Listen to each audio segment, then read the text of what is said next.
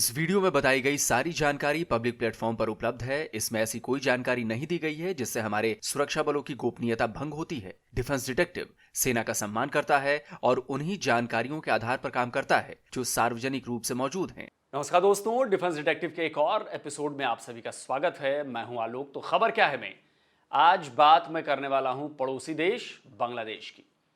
तो जी, बांग्लादेश जो है इन दिनों भयंकर हिंसा और उथल पुथल का शिकार बना हुआ है। सड़कों पर विरोध प्रदर्शनों का दौर खत्म नहीं हो रहा है और देश एक अनिश्चितता की तरफ बढ़ता दिख रहा है। आखिर इतने हिंसक विरोध प्रदर्शनों की वजह क्या है, इसमें अमेरिका की क्या भूमिका है और भारत पर इसका कैसे असर पड़ रहा है या आने वाले वक्त में पड़ेगा। तो आज के वीडियो में इसे समझने की कोशिश करेंगे कि आखिर बांग्लादेश में हो क्या रहा है। तो बांग्लादेश में अगले साल 7 जनवरी को आम चुनाव होने जा रहे हैं, जनरल इलेक्शन। एक ही दिन देश के 300 सीटों पर वोट डाले जाएंगे। 15 नवंबर को बांग्लादेश के चीफ इलेक्शन कमिश्नर काजी हबीबुल अवाल ने इसका ऐलान किया था। জানুয়ারি মাসের 7 তারিখ রোজ রবিবার 300 আসনে দ্বাদশ জাতীয় সংসদের সাধারণ নির্বাচন অনুষ্ঠিত হবে। किसी भी देश की पॉलिटिकल पार्टीज के इस ऐलान का, जो कोई भी देश हो, पॉलिटिकल पार्टीज को वहां की जो होती हैं उनको इस ऐलान का बड़ी बेसब्री से इंतजार रहता है। लेकिन बांग्लादेश में ऐसा नहीं हुआ। बांग्लादेश में चुनाव आयोग की इस घोषणा के बाद से ही इसके खिलाफ विरोध प्रदर्शन तेज हो गए। बांग्लादेश नेशनलिस्ट पार्टी बीएनपी ने सबसे पहले इस बहिष्कार का ऐलान किया कि जी वो इलेक्शन का बहिष्कार करते हैं, वो नहीं करेंगे। उसके बाद करीब करीब मतलब सभी विपक्षी दल जो हैं वो चुनाव के बहिष्कार का उन्होंने ऐलान कर दिया है। तो तब से अब तक देश में कई विपक्षी पार्टियों का विरोध प्रदर्शन अलग अलग हिस्सों में लगातार जारी है, जो कि हिंसक भी हो गया है। अब सवाल यह उठता है कि आखिर खालिदा जिया की बांग्लादेश नेशनलिस्ट पार्टी समेत जो दूसरी विपक्षी पार्टियां हैं वो चुनाव का बहिष्कार क्यों कर रही हैं? यह सिर्फ पॉलिटिकल मसला है या फिर बात कुछ और है? क्या इसे जानबूझकर रिलीजियस मुद्दा बनाया जा रहा है? इसका जो मुंह है वो उधर मुड़ा जा रहा है, रेडिकलाइजेशन की तरफ। इसे सिर्फ बांग्लादेश का अंदरूनी मामला समझा जाए या फिर इसमें कुछ विदेशी ताकतों का भी हाथ है? तो सबसे पहले यह समझते हैं कि चुनाव का विरोध कौन कौन कर रहा है और इस तस्वीर से कुछ हद तक बात साफ हो जाएगी। जैसा कि मैंने पहले आपको बताया, चुनाव का विरोध करने वाली जो सबसे प्रमुख पार्टी है वो है बीएनपी, यानी बांग्लादेश नेशनलिस्ट पार्टी, जिसकी बड़ी नेता है पूर्व प्रधानमंत्री खालिदा जिया। बांग्लादेश के पूर्व राष्ट्रपति जियाउर रहमान की पत्नी है खालिदा जिया। तो बांग्लादेश की जो पहली महिला प्रधानमंत्री हैं वो 2 बार की पीएम रह चुकी हैं। पहली बार वो 1991 से लेकर 1996 तक और दूसरी बार 2001 से लेकर 2006 तक। लेकिन उसके बाद ये कभी सत्ता हासिल नहीं कर पाई। चुनाव के विरोध में खड़ी 2 और बड़ी पार्टियां हैं, जमाते इस्लामी और इस्लामी आंदोलन बांग्लादेश। तो जमाते इस्लामी की कहानी भी जान लीजिए। जमाते इस्लामी का पहला नाम था जमाते इस्लामी पाकिस्तान। तो जब पाकिस्तान के हुक्मरान और फौज तब के पूर्वी पाकिस्तान में कत्लेआम मचा रही थी, लाखों बंगाली जो बांग्लादेश की महिलाएं थीं, उनके साथ लड़कियां थीं, उनके साथ बलात्कार किए जा रहे थे, बच्चों को मारा जा रहा था, तब यह पार्टी न केवल पाकिस्तानी आर्मी का साथ दे रही थी बल्कि बंगालियों के नरसंहार में शामिल थी। जमात ने अलग बांग्लादेश का भी जबरदस्त विरोध किया था। लेकिन जब बांग्लादेश बन गया तो नाम बदलकर यहां के पॉलिटिकल स्ट्रीम में शामिल हो गई। 1971 के वॉर क्राइम के मामलों में जमात के कई नेताओं को फांसी तक दी जा चुकी है। यह एक रेडिकल पार्टी है। इस्लामिक कट्टरवाद को बढ़ावा देने वाली इस पार्टी को बांग्लादेश की हाई कोर्ट ने 2013 में गैर कानूनी करार दिया था। आप समझ रहे हैं, भयंकर दर्जे की रेडिकलाइज पार्टी है और यही वो पार्टी मुख्य रूप से भारत के खिलाफ बांग्लादेश के लोगों को भड़का रही।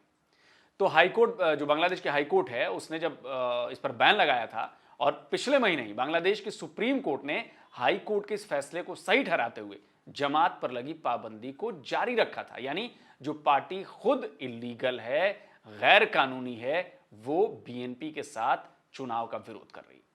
तीसरी जो पार्टी है वो है इस्लामिक आंदोलन बांग्लादेश। ये भी एक कट्टर पार्टी है जो बांग्लादेश को पूरी तरह से रेडिकलाइज करना चाहती है। ये भी भारत के खिलाफ माहौल बनाने में काम करती है।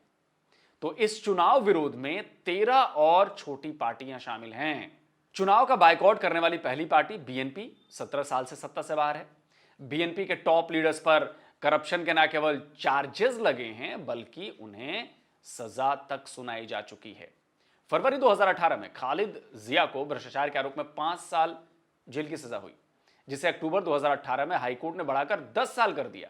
अक्टूबर 2018 में ही जिया चैरिटेबल ट्रस्ट करप्शन केस में खालिदा जिया को 7 साल जेल की सजा सुनाई गई। बीएनपी और खालिदा जिया इन केसेस को पॉलिटिकली मोटिवेटेड बताते हैं, लेकिन पोजीशन यह है कि सीवियर डिजीज के विक्टिम खालिदा जिया मेन पॉलिटिकल स्ट्रीम से बाहर हो चुकी हैं। अक्टूबर 2018 में कोर्ट ने खालिदा जिया के बेटे और बीएनपी के एक्टिंग चेयरमैन तारिक रहमान को 2004 में शेख हसीना की रैली में हुए ग्रेनेड ब्लास्ट केस का दोषी करार दिया है और उन्हें उम्र कैद की सजा सुनाई गई। रहमान 2008 में ही बांग्लादेश से लंदन भाग चुका है। इसी साल अगस्त में बांग्लादेश की एक कोर्ट ने तारिक और उसकी पत्नी को भ्रष्टाचार के मामले में दोषी ठहराया है। तारिक को 9 और उसकी पत्नी को 3 साल जेल की सजा सुनाई गई है। इसके अलावा बीएनपी के कई दूसरे जो बड़े नेता हैं वो भी अलग अलग मामलों में जेल में हैं। तो इस विरोध का असल मतलब समझ रहे हैं आप? चुनाव का विरोध करने वाली पहली पार्टी के चेयरमैन पर बम ब्लास्ट का आरोप है, उम्र कैद की सजा मिली हुई है और वो भगोड़ा है। दूसरी बड़ी नेता पूर्व प्रधानमंत्री खालिदा जिया हैं, जिन्हें भ्रष्टाचार के मामले में 17 साल की सजा मिली हुई है। दूसरी पार्टी के नेताओं पर 1971 के वॉर क्राइम्स का आरोप है और सुप्रीम कोर्ट ने पार्टी पर बैन लगाया हुआ है। तीसरी पार्टी एक रेडिकलाइज पार्टी है जो हर हाल में बांग्लादेश में मुस्लिमों को बढ़ावा देना चाहती है, मुस्लिम लॉ को बढ़ावा देना चाहती है और नॉन मुस्लिम के खिलाफ वो काम करती है, जिसमें बड़ी तादाद में हिंदू शामिल हैं। तो मिले सुर मेरा तुम्हारा ही वजह है ये पूरे विरोध की। अब आपको चुनाव का विरोध करने वाली पार्टियों की मांग के बारे में बताते हैं। बीएनपी समेत इन सभी विरोधी पार्टियों की मांग है कि चुनाव से पहले शेख हसीना गवर्नमेंट रिजाइन करे और इलेक्शन केयर टेकर गवर्नमेंट के अंदर कराए जाएं। अब समझिए, केयर टेकर गवर्नमेंट के बारे में जानने के लिए आपको बांग्लादेश के चुनावी इतिहास में ले चलता हूं। बांग्लादेश में 1983 से लेकर 1990 तक आर्मी डिक्टेटरशिप थी। लंबे आंदोलन और विरोध के बाद 4 दिसंबर 1990 को डिक्टेटर हुसैन मोहम्मद इरशाद को रिजाइन करना पड़ा और देश एक बार फिर डेमोक्रेसी की तरफ गया, यानी लोकतंत्र की तरफ गया। तब तक कई पॉलिटिकल पार्टीज ने पावर ट्रांसफर और फेयर इलेक्शन के लिए नए सिस्टम की डिमांड की। इसमें एक न्यूट्रल केयर टेकर गवर्नमेंट के फॉर्मेशन की बात तय हुई जो देश में इलेक्शन करवाए। केयर टेकर गवर्नमेंट को 90 दिनों के भीतर इलेक्शन करवाने थे। 1990 में पहली केयर टेकर गवर्नमेंट ने चुनाव करवाए और खालिदा जिया की बांग्लादेश नेशनलिस्ट पार्टी ने चुनाव जीत लिया। इसके बाद देखिए, बहुत ध्यान देने वाली बात है, इसके बाद खालिदा जिया ने संविधान संशोधन कर केयर टेकर गवर्नमेंट को आगे के लिए भी लागू कर दिया। तो 1996, 2001 और 2008 में केयर टेकर गवर्नमेंट ने पार्लियामेंट्री इलेक्शंस करवाए, लेकिन 2011 में शेख हसीना ने कॉन्स्टिट्यूशनल अमेंडमेंट कर केयर टेकर गवर्नमेंट के प्रोविजन को खत्म कर दिया। विपक्षी पार्टियां इसके खिलाफ लामबंद हुई, सुप्रीम कोर्ट गई, लेकिन 2011 में सुप्रीम कोर्ट ने, मतलब बांग्लादेश की सुप्रीम कोर्ट ने केयर टेकर गवर्नमेंट को संविधान के खिलाफ करार दिया, यानी कि मामला ही खत्म कर दिया सुप्रीम कोर्ट ने। लेकिन बीएनपी अड़ी रही, उसने 2014 के इलेक्शन का बायकॉट कर दिया। अवामी लीग को इससे फायदा पहुंचा और बांग्लादेश की पॉलिटिकल हिस्ट्री में पहली बार किसी पार्टी को लगातार दूसरी बार सरकार बनाने का मौका मिल गया। 2014 के बाद 2018 में फिर चुनाव हुए। इस बार बीएनपी के लिए चुनाव लड़ना मजबूरी थी, क्योंकि अगर वो चुनाव का बायकॉट करती तो उसका रजिस्ट्रेशन ही रद्द हो जाता। तो बीएनपी चुनाव लड़ी, लेकिन इस बार भी मेजोरिटी अवामी लीग को हासिल हुई। अवामी लीग को 288 सीटों पर जीत मिली, जबकि बीएनपी को केवल 7 पर। इसके बाद बीएनपी और जमाते इस्लामी एक साथ आ गए और अवामी लीग पर चुनाव में धांधली का आरोप लगाने लगे। तब से पार्टियां देश में न्यूट्रल केयरटेकर गवर्नमेंट यानी एनसीजी की मांग कर रही हैं। समझ रहे हैं ना? इसमें एक इंटरेस्टिंग फैक्ट और भी है, उसके बारे में मैं आपको बताता हूं।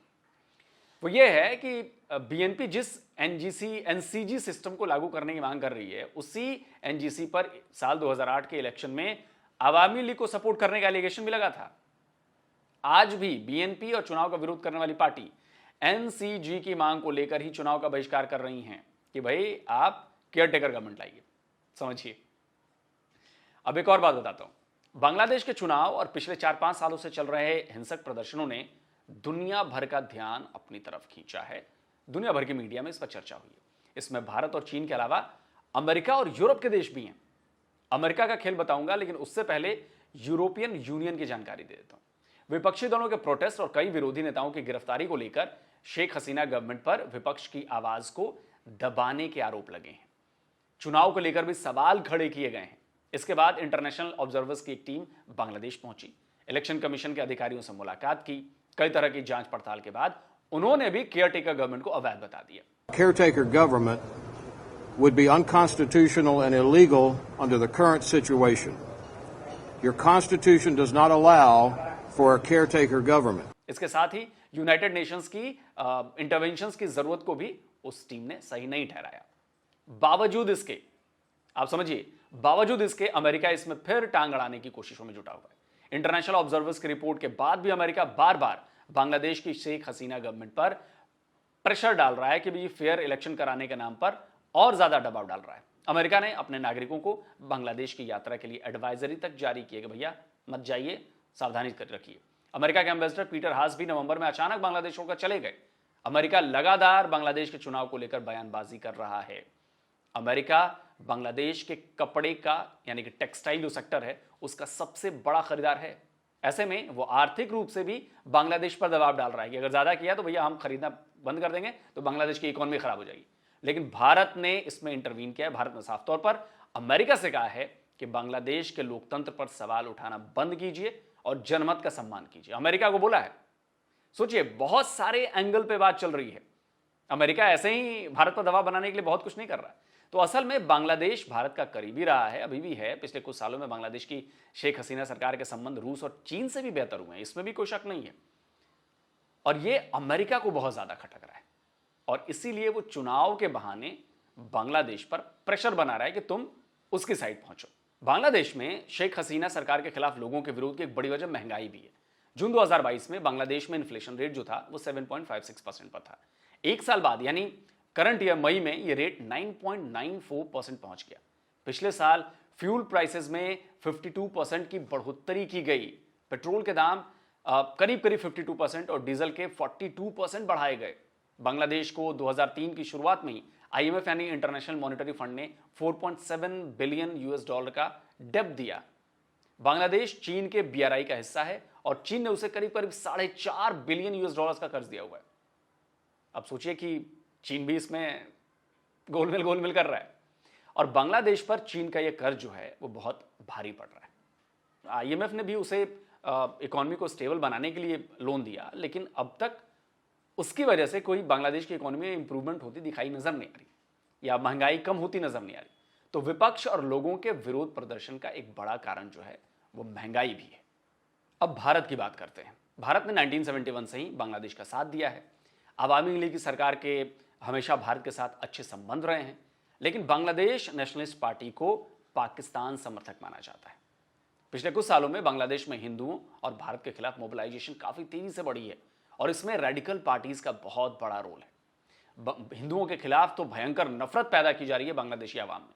भारत ने बांग्लादेश के इस चुनाव में भी अपना स्टैंड क्लियर रखा है कि यह इलेक्शन बांग्लादेश का अंदरूनी मामला है, लेकिन यह भी सच है कि आवामी लीग का फिर से सरकार बनाना भारत के लिए फायदेमंद साबित होगा और अगर दूसरी विपक्षी पार्टियां हैं तो उससे भारत को नुकसान होगा। तो इस पर भी भारत की नजर है।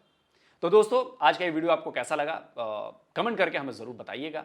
और जिन लोगों ने अभी तक हमारे चैनल को सब्सक्राइब नहीं किया, भाई आपसे प्रार्थना है कि चैनल को सब्सक्राइब कीजिए ताकि अपने आस पड़ोस और पूरे देश विदेश में जो पॉलिटिकल गेम चल रही है या जो डिफेंस से रिलेटेड खबरें हैं उनसे आपको मैं अवगत करा सकूं, आपको सही और सटीक जानकारी दे सकूं।